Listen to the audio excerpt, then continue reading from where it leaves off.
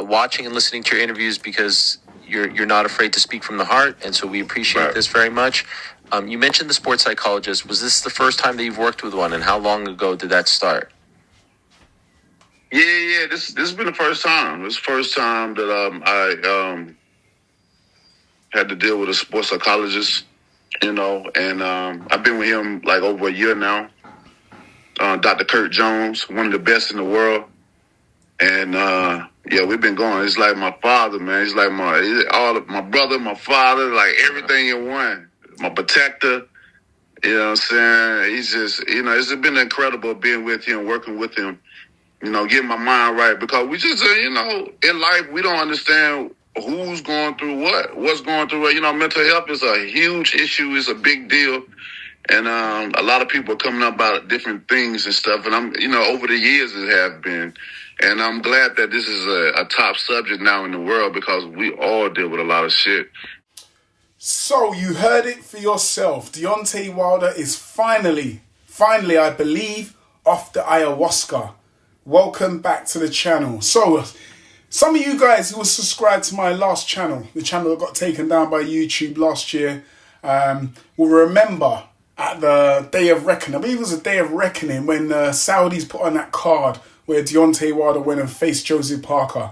And I came out and said, look, Deontay Wilder hasn't recovered from the Tyson Fury fights. And he needs a psychologist. He needs to see a psychologist to work shit out, see what's going on in his head, because Wilder seems like he's suffering from some form of depression. What did Wilder's supporters come out and do? They came out and attacked me. They said I was a coon. They said I was cutting a jig. They said I was tap dancing, all types of stuff. All because I looked at their champion, their king. Remember, Deontay Wilder's their king. He's their king now.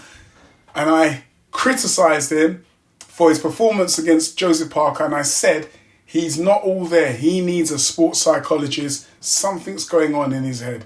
Right, so Deontay Wilder has an extensive interview with Ariel Helwani, the MMA specialist, MMA guy. He will be facing Terrell Herndon, I believe. Terrell Herndon. I believe it's be next month. Next month or maybe the end of this month. I'm not sure when the fight's actually happening. I will make some more update videos as we get closer to the fight. So Wilder talks again, and he talks and he talks and he talks and he talks and he talks and he talks and he talks, and I'm just like, Wilder, what the fuck are you talking about?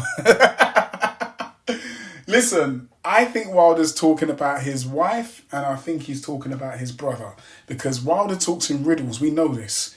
He wasn't being clear who he was talking about, but he was talking about certain situations that he was in, certain situations people have put him in, how he's not, going to be worrying about anyone else but himself for now, so he's going to be selfish, Wilder.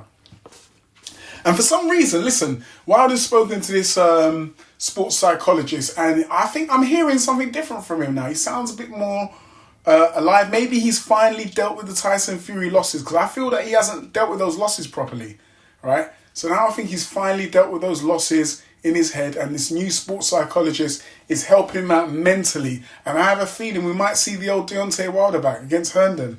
I know Terrell Herndon's not a big opponent. He's no one to be really, for us to really making up some noise about. But so long as Wilder gets back into his driving seat and he gets a knockout win, and his confidence, this is the main thing, his confidence rises, that's when we're going to see the old Bronze Bomber back. But he doesn't have much time left.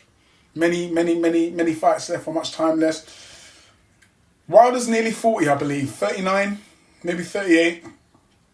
There are a few fights that are left for him. Dylan White is one. The grudge match. Anthony Joshua, a big one.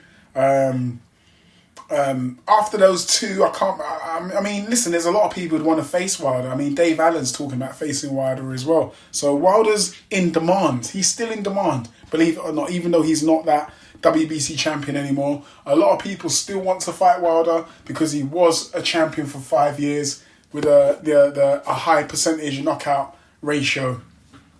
So, look, Wilder, I told Wilder's fans that he needed this. And now he's got what he needed. He sounds like a different man, right?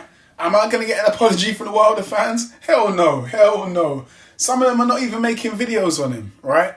Shout out to 78 Sports TV, man. Shout out to 78 because he's keeping it real. He still makes content on Wilder. But the rest of you guys who was on Wilder's coattails when he was the WBC champion, we can now see what you guys really are, innit? You know, you're only chasing the fame because right now you're on Devin Haney's coattails.